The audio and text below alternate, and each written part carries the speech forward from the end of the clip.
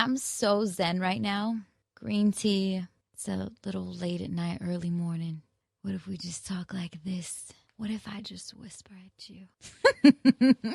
What's up? It's Letty Said Go. It's time for my podcast. By the way, something that I did learn about voices. Voices mean a lot.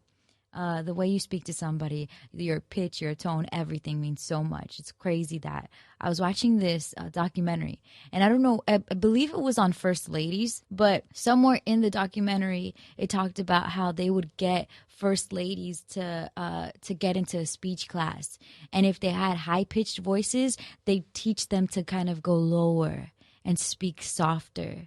Not so much softer, I'm a liar. Speak slower, because it's a better impression on a male's ears and a public's ears if you have a lower tone, if you speak slower, and you're just right here, right? You like this? Rather than if I was talking like this, right? Ew. Which, by the way, I fluctuate from very different tones and pitches, as does everybody. But I'm going to just keep it right here. This is how I'm feeling right now. But yeah, that's a little tip if you're getting into radio, if you want to speak better. Or if you want to be more attractive, because apparently that makes you more attractive to people, the way you speak. High-pitched voices don't tend to do that. Although for like really, really low, like over here voices, is a little off to my ears. Actually, hey, let's go ahead and twist that into hip-hop. I actually feel like there's very few artists that make it that have a real deep voice, like a Game voice. Or like a Shine voice. It happens, but it happens rarely. We tend to like our hip hop, although it's manlier to have a deeper voice. We tend to like our hip hop with a bit of a different pitch. Kendrick has it in songs. J. Cole has it. Drake has it. It's not so much a girl voice, but it is a more, I guess. Yo, I suck at like octaves and what are like different terms for people that sing? Like, I just know octaves. I don't know. I was going to say bravados. That's probably not a talk term. But it's around the same range of a woman speaking tone-wise, melodic-wise, that we like over the It's different. It's a little, I think the bassier voice kind of blends in with the bass of hip hop, like in the song. So it might be a little tougher for us to get rather than a voice that's more distinct and prominent and maybe a little bit higher. So there you go. That's our speech talk for the day. By the way, I love speaking in front of people. Can you tell? Because I guess that's like one of the biggest fears, right? To do public speaking. I'm all good with that. I like talking in front of people. It makes me feel like I'm a reverend. But yeah, I thought that was cool. A lot of people are afraid of that. A lot of people are more afraid of public speaking than they are of death. So there you go. That's one cool fact about me. Okay, so today on the show, yeah, we're going to really get personal with me. So get ready to get to know me a lot better. I've gotten into the thinking that maybe this is all going to come back and fuck me later, but I would rather be transparent with you. Fuck it. You know me. You'll have my back later when they try to come at me. Right? No? Whatever. All right. So today on the show, on the night show that I'm on, the guys wanted to talk about how to get away with cheating. We do like this list of 10 every night, 10:30, and we do different lists. Like we've done, which ones have we done recently? How to spot a fake friend. It's just like super lifestyle stuff, right? And Damage, he wanted to do how to get away with cheating, and he had his tips. And you know what's crazy is that we did the tease, and I was very reluctant. I'm very aware of the fact that what I say over the radio really hits people's ears, especially when I did the morning show with Big. And sometimes we'd go crazy topic wise as far as like sex goes or hooking up or partying. And I'm young, but I still had that like thought like, yo, there's a kid going to school listening right now. And we're talking about bigging up a girl for getting breast implants. We're saying like applauding someone for like having a one-night stand. And then like all in the back of my head, I'm thinking like, yo, there's a little girl that this is latching on to. or there's a kid that this is like resonating with. And the only reason that I do take that so much to heart is because I was the little kid listening to the radio in the morning with my dad or my mom, and I would listen attentively to the radio and whatever the jock said. So like I'm that kid. There's another kid like me. And so it would make me so aware that and maybe that's bad, because it keeps you from saying certain things. But I also feel in at least knowing that you're going to have an influence over somebody, take control of what that influence is going to be. But on the show, we had listed 10. We had the tips we're going to give you to get away with cheating. Oh, I was so reluctant about it. And we did the break that was going to tease the whole segment. And the guys had great tips. And then like literally the segment was like we went on air and like just nothing went on air. Like something malfunctioned with the board. We had to just go into commercials. We couldn't do the segment right after we were going into the mix. So we didn't have as much time to get that segment out, but it really tripped me out. I was just like, yo, this segment's not supposed to go out. It was wild. Like the guys went on social media and started giving their tips there, but the fact that like it didn't go over the airwaves is probably because somebody that would stick to these rules would be listening, and the fact that they now didn't, like that was just kind of like to me some divine intervention, because that type of board malfunction has yet to happen to us until that segment, which is crazy. If you haven't noticed already, I'm a constant believer in there's no such thing as coincidences. Everything happens for a reason. And so that's another reason for me believing in that. But this is where we're going to get really personal, because I've decided to talk to you about the time that I cheated, because I feel like I can't say don't cheat if I don't also say what happened to me. And I do come from both sides of the fence. I come from the side of the fence getting cheated on and doing the cheating. So I know what it's like to be hurt by it. And I cheated after I was cheated on. So maybe I'm the worst of it, because I knew how hurt I got with it, and I still ended up hurting somebody else. So I don't know if I should go into what happened to me, because that's a crazy story. And maybe I don't want you to have any pity towards me or any sympathy towards me, or use that like to okay when I cheated. So I'm not going to say that story, but I did cheat on somebody that loved me very much. And this person was there for me, courted me like he should have, was very loyal. I could honestly say like with 100% belief in this, that he never cheated on me. I know that I was the one that he thought of, that he spent time with, that he made time for, because we were both really busy. And at the time I'm coming up in radio, he's coming up in his field. And we just were each other's. So see, this thing with me is, and it's a gift and a curse. I always say that I can not lose interest, but if I know that I'm supposed to be done or be over with something or somebody, I don't try to linger. I don't stick around. I don't dwell. I just take those steps to move on. So me and this person were together, and there was like just, it became a very argumentative type of relationship, and I have a lot to do with it. I'm not going to call myself an alpha girl or whatever, but I feel like sometimes I do take on the role, because I do so much. I do take on the role of the woman that acts like the man. So like I wear the pants, basically. I call shots in relationships. And it is to my advantage and to my disadvantage. Advantage because I can hold my own and I'm not dependent.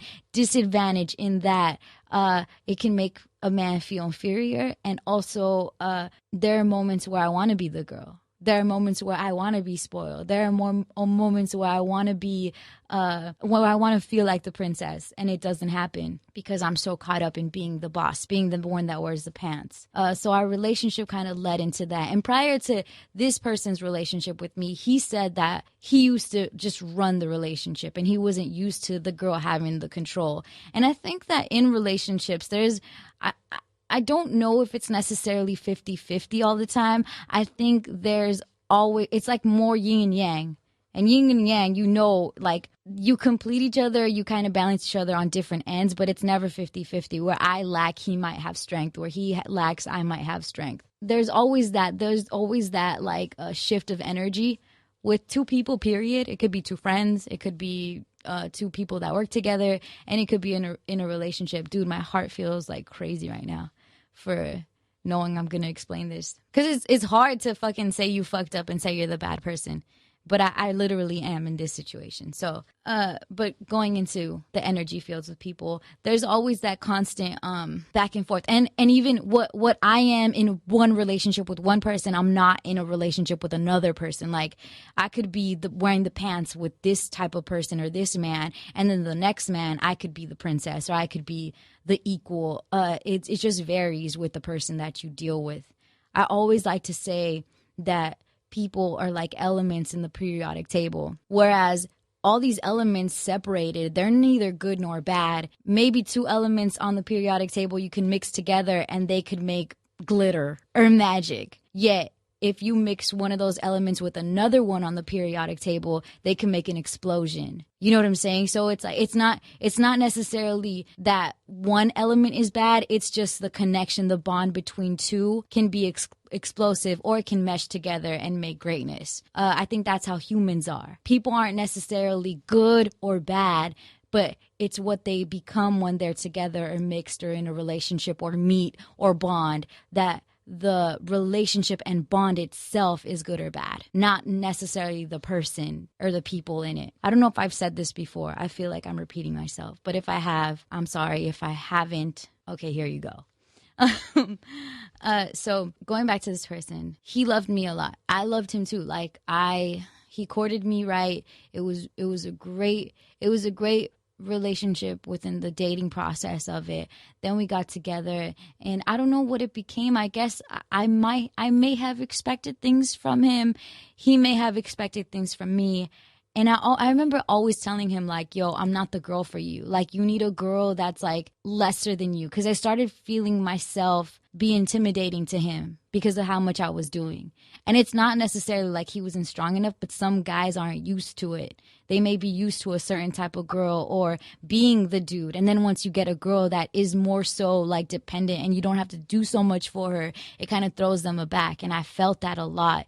And I was projecting a lot. I was projecting a lot of what had happened to me prior to this person. And again, none of this person deserved. This person is a great man. There is nothing he did that made me cheat. So we got together. We got into troubled waters. It got into that just very, like, friction-y type of relationship. And we split up. A couple months go by. I want to say it was 3-4 months, 5 months maybe. And then I see him again. We try to just see each other, like, as friends again. Like, let's meet up. Let's just, like, hang out. And again, it was that attractiveness. I'm attracted to this person. I genuinely care about this person. And I just hit him with, I hit him with Kanye West Love Lockdown. And I told him, I'm not loving you like I wanted to. Like, it's not our time. That's literally what I hit him with. And then so a few months passed and we see each other again and we decide to move forward again together. This was what led to everything. Again, I kind of fell back into the familiarity of the relationship. I already know this person. There was no courting. It was more so like, hey, we're together then. And I remember I tried to stall it too. Like, he kept asking me to be his girlfriend and I was like, no, like, I can't. And I don't know what reasons I made up. But at that time, I was so established in my career and I was so okay with who I was, and I wanted love and I wanted to have that man, but I just knew what it was before. And so I was just like, okay, let's get back together. And maybe this is weird. Maybe when it's good, and see, I think of this sometimes. I know I spoke of this before, that sometimes we grow up thinking that the chaos is comfortable, that the chaos is the norm. Like, you see, or you've been cheated on so much, or you've been through cheating and scandals and drama so much, you're not comfortable in a relationship unless there is that drama. So you create it if there isn't. I think I was in that space where I knew so much of bad and I knew so much of rocky relationships, and we had already left off, like, this didn't work the first time, that I was like, okay, this is what's going to happen again this time. And when I was drunk, I would also hang out with someone I previously dated. I would hang out with them because they knew me, because they were They were familiar to me. And it was platonic. It was friendly. It was like, he knows me. He knows my family. He knows my friends. He knows what I do for a living. Like, I can talk to him freely. And he was my escape from my current dude. Because with my current dude, it was just friction for no reason. It would just be me getting mad for no reason. And you really can't explain that away. Like, you know how when guys don't get girls, we probably can't even give you the answers to when you say, why do you act like that? Or what's going on? We probably cannot give you a definitive answer because it's just something in our nature. Like, I couldn't. We had friction, and I knew that I created that friction. And it's funny because I remember I had a journal, and I was like, I wish I could love him how he deserves me to love him, because I knew what I was doing was fucked up. I knew how I was treating this person wasn't the right way to treat somebody that loves you. So I was with this person, and I was still hanging out with someone I used to date. And that someone I used to date had feelings for me too. Like, it was crazy because the person that I used to date, I would say the most beautiful things to this person. I would be so sweet to this person. And I think not having the label or the like expectation with this person is why it went so well. And so I would just like give this person love and support and give him that trust that the dude I was actually dating would always want. And I would give this person, the person I used to date so much on my life. Whereas when the person I dated would hit me with shit, like, I would be like, yo, stay out of it and stuff. And he didn't deserve this. You know, let's tie this back into hip hop real quick because I'm totally veering off of what you know me for. But Kendrick Lamar's song Opposites Attract, where he says we hurt people that love us and love people that hurt us. I think that can best explain what the fuck I'm trying to explain. This is my first time telling this story. But even just the different verses and the different aspects and perspectives that he has in that song, I think doesn't really explain why, but more so that it happens. And maybe I'll figure out why later, but maybe I'm not meant to know it yet. But yeah, listen to Opposites Attract, good hip hop tie-in. So one night, me and the man I was dating, we went to have wine, and I got drunk. And when I get drunk, I start drunk texting. And I'm drunk texting the dude that I once dated. And I'm texting him that I miss him. And I'm texting him that I love him. And that I can't stop thinking about him. And I don't even remember what it is I text him. But I know it was along those lines while I'm with the person that I'm dating. And then we go back to my place. And I fall asleep. And I wake up because I'm cold. Like, I wake up and like there was no cover on me. And I get up and I was like, oh, he must have went to the bathroom or something because he slept over. He must have went to the bathroom or something, whatever. And then I go to check my phone, and then my phone has like a screensaver on it. That's not the screensaver I usually have on my phone. It was like a picture. It said like unloyal on it or something. And I just thought like maybe it's his phone. I got up, I went to the bathroom, and then I looked for him in my crib and I couldn't find him. And then I came back to the bedroom, and then I saw like, oh shit, this is my phone. And I didn't have a lock on my phone because I'm lazy. Like, I don't want to do like all those numbers all the time. I just wanted my phone to be open. And I didn't want to put a lock on it. And I wanted him to know, like, fuck it, I don't care if he looked through my phone. He looked through my phone while I was asleep, and he saw the text that I had with the dude that I was previously dating. And he left. Like, I hit him. And basically, like, you can't lie about it. Like, I'm also not a person. I'm a person that doesn't lie. Like, I'm not going to lie to him. And you can't lie in those instances. That's why I feel so weird about people that get caught and still, like, deny. And so it happened. I don't know if he texted me. I think I texted him, and I was like, hey. And he's like, on one. Like, he hates me. And all I could say was, I'm sorry. Like, if you let me explain, I'm very sorry. He was just like, I don't ever want to see you again. I don't want to talk to you again. You did this, and I can't believe, and in your house, and I saw you, and you would hang out with him, and this and that. And I really couldn't back myself up. I fucked up. And see, even though there was no sex involved with this person that I previously dated, I understood the cheating aspect of what just happened. I gave another person the attention, the passion of what I should be giving only to my man. And I gave it to this other person. And I gave it to him wholeheartedly. And not only did I give it to him, I never gave it to my man. Like, he's like, dude, you're telling him things you've never told me. You're telling him things I wish I could hear from you. There's nothing that I could say to defend myself. Yes, I was. And that's cheating. I will say that's cheating. That's what I did to this person. I cheated on him. I gave away parts of love that he should have. And he didn't even have a piece of that. I would treat him so mean. And it took a lot. After that, it took a lot for me to dig inside myself and figure out what I needed fixing with, what I had grudges on when it came to love, what was in me that was so broken that I had to break somebody else. And I don't deserve this person in my life. This man is still in my life. I really tried, and I changed, and I became the person that I always hated and I always talked about and I always said I wasn't going to be. No one plans to be a bad person. I don't think people are born evil. I really feel like you have more righteous in you. Like, instinctively, naturally, you want to do right. And so what leads you to do these things is something that happened to you or is very reactionary. At least it is in my case. I never do it for fun. And I think maybe that's the worst part, because I didn't just cheat. Like, I just didn't hook up with somebody. I invested in another person the way that I should have only invested in the person that's in my life. So in that, I tried to figure out what the fuck is going on. What's wrong in my head? What happened in my past? What happened in my childhood? What happened with my son's father that I am lashing out on with this next person that genuinely loves me and doesn't deserve it? In no way, shape, or form. He didn't at all. Like, I don't excuse myself. And I think taking responsibility is the first step on it. A lot of the times we do these things and then we figure out ways to pass it off.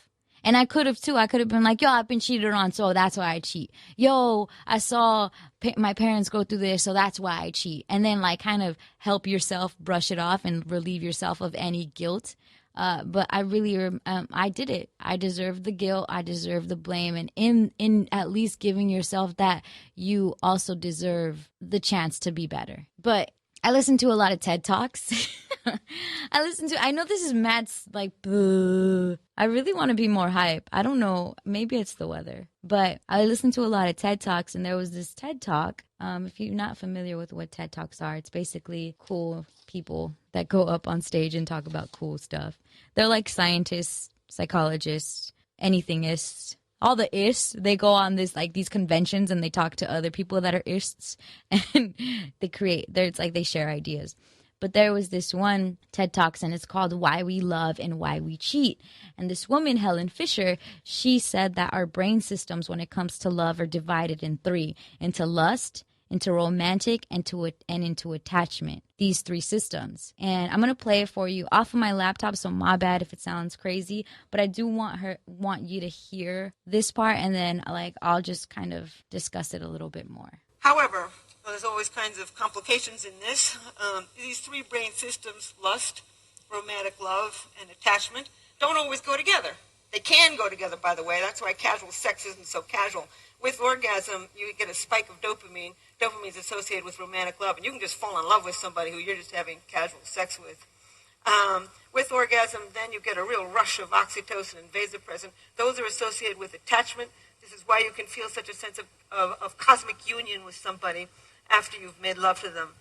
But these three brain systems, lust, romantic love, and attachment, aren't always connected to each other. You can feel deep attachment to a long-term partner while you feel intense romantic love for somebody else, while you feel the sex drive for people unrelated to these other partners. In short, we're capable of loving more than one person at a time. In fact, you can lie in bed at night and swing from deep feelings of attachment for one person to deep feelings of romantic love for somebody else. It's as if there's a committee meeting going on in your head as you are trying to decide what to do. So I don't think, honestly, we were an animal that was built to be happy. We were an animal that was built to reproduce.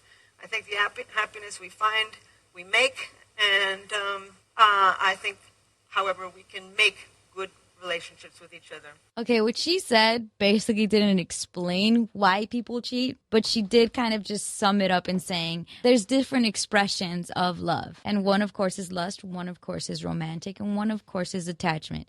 And so it kind of just helped me. Like, this is really the journey that I took after I cheated, and I actually took the time to have a journey after I cheated because I want to be a better person. I want to be the person that doesn't need to do any of that. I want to be the person that's whole, being in a whole relationship with one other person. When she says you can be in love with two people at the same time, or maybe even three people at the same time, it's something that it's an idea that's like, no, you can't. Because we believe in like the fairy tale. We believe in the fantasy of just loving one person and it being your soulmate.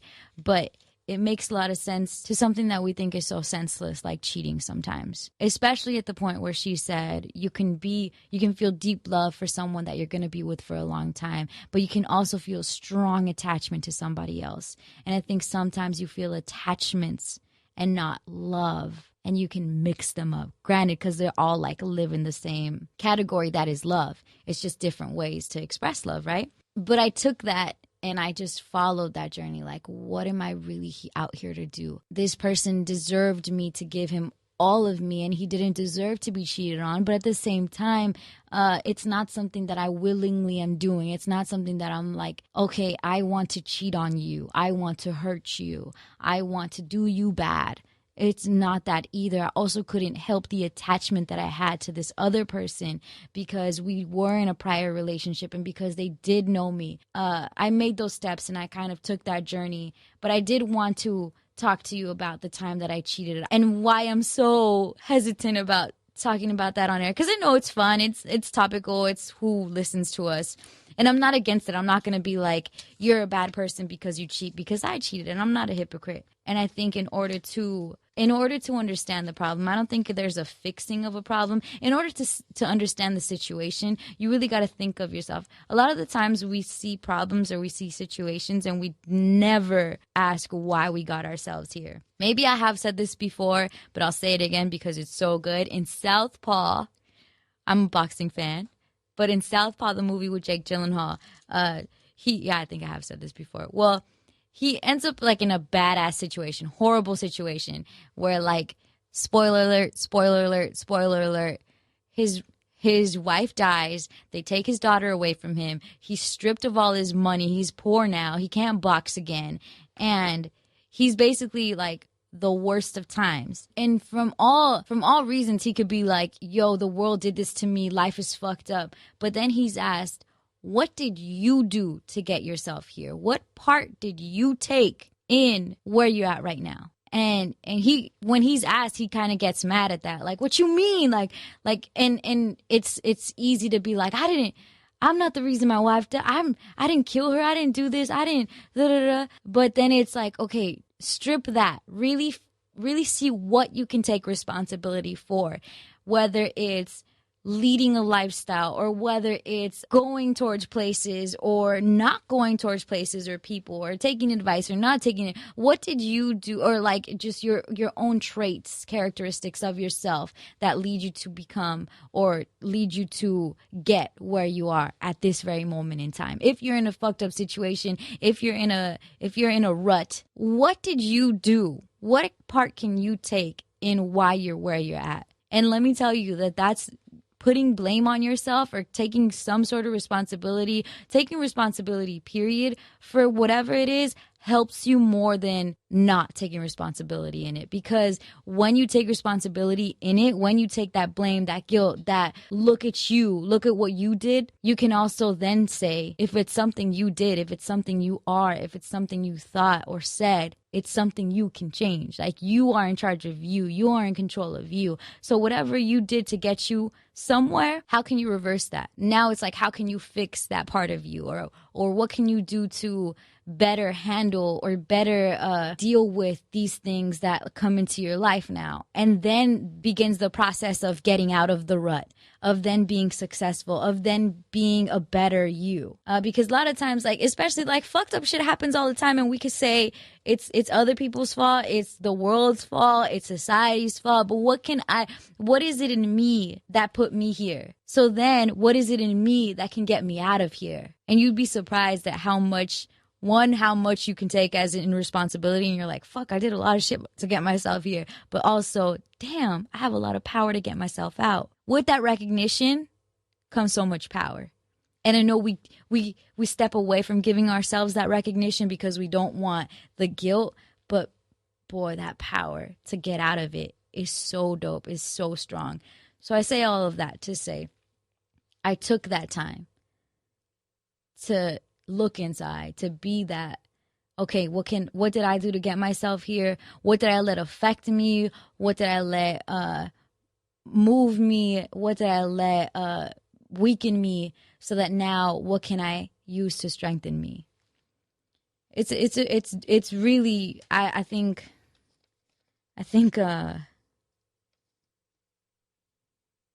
being in trouble with myself, being the one that I'm looking at and blaming and pointing the finger at, helped me out the most than I could ever in anything. So that's my cheating story. And I think maybe we didn't say that stuff on air. See, here goes my reason for everything. Maybe we didn't say that stuff on air and it didn't go through, so that I could be like, hey, I want to talk about my cheating story, so that now I did talk about my cheating story so that you heard it. Boom. No coincidences. Okay, so I go from that to another topic that I feel I need to be talking about, where sometimes we're the sheep and sometimes we're the shepherds. There's a reason why there are less shepherds than there are sheep. A lot of the times we're like, yo, why aren't people getting me? Why don't people know what I'm saying? Why is everybody doing this and I'm thinking this way?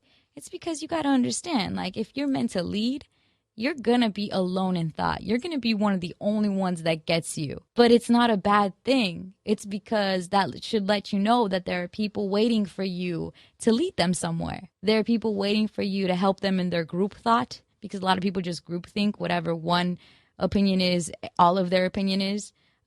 So then be that shepherd, be the one that has the opinion or has the move or has the route, and that can take them somewhere. And I don't necessarily think that the people that are supposed to be shepherds are always shepherds. They're like born and die shepherds. No. And this is all figuratively, of course. Sometimes we're meant to be the sheep. Sometimes we're meant to be the shepherd. Sometimes we're meant to help lead somebody. Sometimes we're meant to listen to another person. So I don't think it's a position that is firm and permanent. I think it's a position you flip from. I say that to talk about another situation going on in my life where there is somebody that this person is the black sheep in a certain crew around me. And I've been seeing it. I've been more so observant of what's going on. And you know, it's crazy that when I started in radio, I got labeled the black sheep in another place that I was at, and nobody fucked with me because I was just already labeled. And it's not even nobody fucked with me. Everybody was like, get the fucking black sheep out of here. And I knew in my heart, like, I knew I wasn't bad. I wasn't out to get anybody. I wasn't rebellious. I was very much passionate. I was very much loving. I just got labeled off top. And I'm seeing this happen. And I could have jumped on the bandwagon. I could have been like, yeah, F this person. We ain't messing with this person. But I realized that sometimes we're supposed to be shepherds to these people. Well, actually, and the bad situation that I had, I knew how much it hurt. I knew how much it sucked. I knew how much, like, being outside of the window, looking in at everybody having fun or everybody loving each other and them casting you out, like, it hurts. It fucking sucks. I know that was happening. And then I'm seeing it now. I'm seeing it literally transpire before my eyes. And now I remember knowing the person that was in my position now back then. And that person, when they were in that position, they used their position to be like, nah, fuck her. And I could be in that position. I could sway and I can influence now. And I'm not going to do that. Sometimes you have to, even if and reputation is so important. But I feel like you need to know when to think for yourself, because it also in reputation that requires you being in the group thought. Oh, they're saying she's like this or he's like this. All right, he's like this. Let me automatically give my opinion about this person based on what I hear about them. And sometimes you got to fight that, because of course it's a defense mechanism for you, but it's also keep out for them. And we also got to realize that sometimes we're here to help other people in their imperfections. Not that we're perfect, but instead of ridiculing people or counting them out because of their imperfections or where they haven't matured in life and you have, how about recognize like, yo, I can help them in this area because it's where I'm stronger. So that's what I'm choosing to do. And it's something that just, I legit, 1 second I was like, oh, F this person. I ain't trying to be around this person. Like, I'm going to keep myself a distance from this person because so-and-so saying this and that saying here. And no, something spoke to me and said, no, this is the time for you to be the shepherd to this sheep and not to discredit this person saying they're sheep or saying like, I'm the shit, I'm a shepherd. But in this instance, this is what I need to do. And I'm saying that to you because maybe there's somebody in your life around you that you're staying away from or that you're not accepting because of what you heard about them, and maybe even because of what they've done. But then sometimes that's where your divine calling, your divinity, your superiority as a being is being called upon.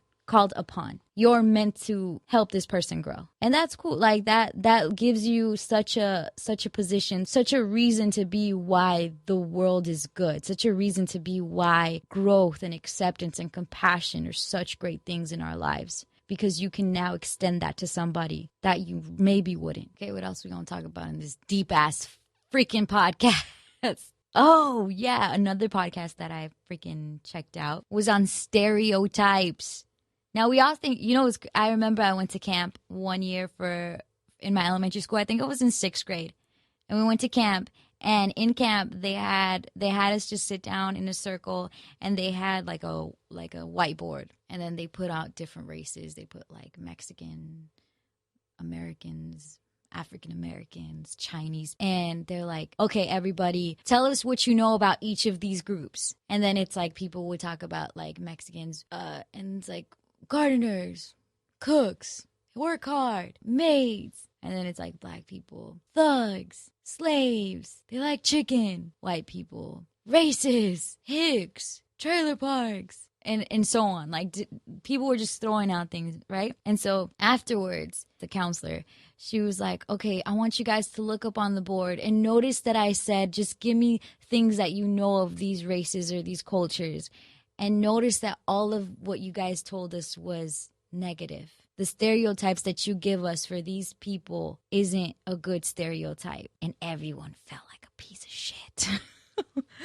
Oh, we felt so bad. But then that also kind of gave you the like, check your brain, bro. We just said tell us things. We didn't say tell us mean things, tell us jokes. We didn't say any of that, but that's directly where we went. But it was meant to be an introspective exercise, and that it was. So I heard this podcast about this woman, and she was talking about woman stereotypes. She plays poker, actually. And so in poker, it's a male-dominated sport. And I think there's only like 3% women in the whole like professional poker tournaments and stuff. And so she was just talking about how men just feel a way when they're playing a woman in poker, whether they feel there. And then she knows that there's different thinkings. There's the guy that wants to flirt with her. There's the guy that can't lose to her because he can't lose to a girl. There's a guy that's like, why is she even in here? Like that just discredits her off the bat. And so there's stereotypes in that women can't bluff because we're so emotional, or we wear our heart on our sleeves, whatever we're feeling, you see. And there's all this stuff stacked against her. And whatever field you're in right now, I just want you, while I'm speaking, to also think of whatever stereotype can be used against you, because we all have stereotypes that are what other people are thinking when they see you. So when she would go into these tournaments, people would feel a way about her, think a way about her, already have these preset stereotypes of who she is, how she's going to play, all of that. So they're thinking this about her. And you could look at this as one of two ways. Like, okay, they're thinking this of me. I'm fucked. I'm already on the losing side. I'm already on the shorter end of the stick. Or you can say, like what she did, let me use the stereotypes that they have against me and let me use them to my advantage. So she used when the guy would be flirting with her because he thinks, oh, I'm flirting with her. She's not going to win because she's so invested in me. Whereas she would then be like, oh, this guy thinks that this, like they think they're gonna run it like this. And she ends up beating the dude because he's too busy flirting with her, trying to get her to like him. She even says he tells her his hand because he's just like, oh, like you're gonna here, look. And then she ends up beating him. The man that feels like, yo, I can't lose to a girl, is so aggravated and so angry at her, shuts her out, that she then uses her girl tendencies. She'll laugh, or she'll be like, oh. Because this guy also thinks she can't bluff. So if she says, oh, she really must mean that her cards suck. Or if she's just too giddy, her cards are good. And so that works in her favor, right? So then you got to think of what can work in your favor with a stereotype that's pit against you in whatever realm or field that you may be in. I know with me, I have stereotypes put against me because I'm a woman and I'm Latina and I'm in hip hop. And so especially the woman aspect of it, we're meant to be the pretty co-host. We're meant to be the cute girl. We're not meant to be the ones that know stuff.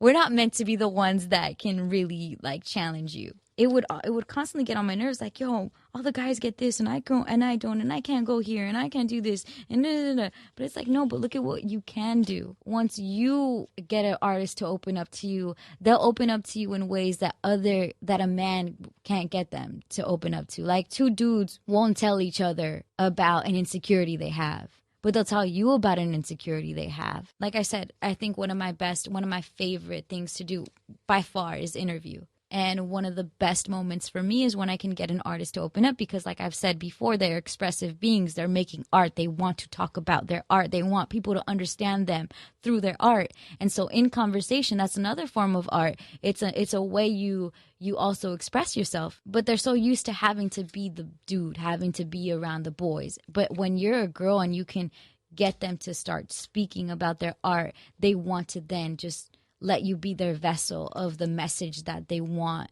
the world to hear. So then I use that, call it the stereotype of just being the homegirl, the stereotype of being like that either motherly figure, just womanly figure in your life that you feel you can tell these things to. I use that in interviews. I know that with me, I can talk about feelings. I can talk about thoughts and it's not weird. Like the guys can't talk about feelings because it's like not a man thing to do, but I can, and then I can get it out of these artists who also clearly have feelings. So it was a really interesting episode of a podcast. And I like how like all my podcasts are directing you to other podcasts. Hey, listen to me and don't anymore. Listen to other people.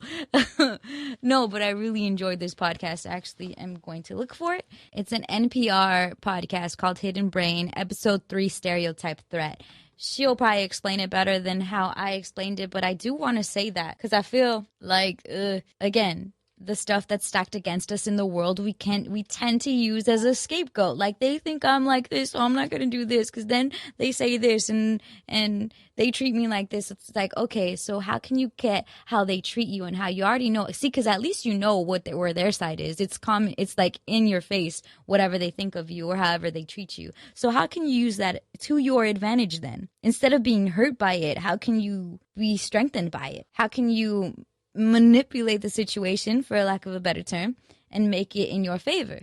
Because you definitely can. Once you even know the fact that you can, makes you that much more stronger of a player in the game. Because they may be feeling these ways and things about you, but not know that it's something that it can even be used against them. All right, enough life stuff. Let's talk about music. Actually, nothing's coming to my head, and that's rare.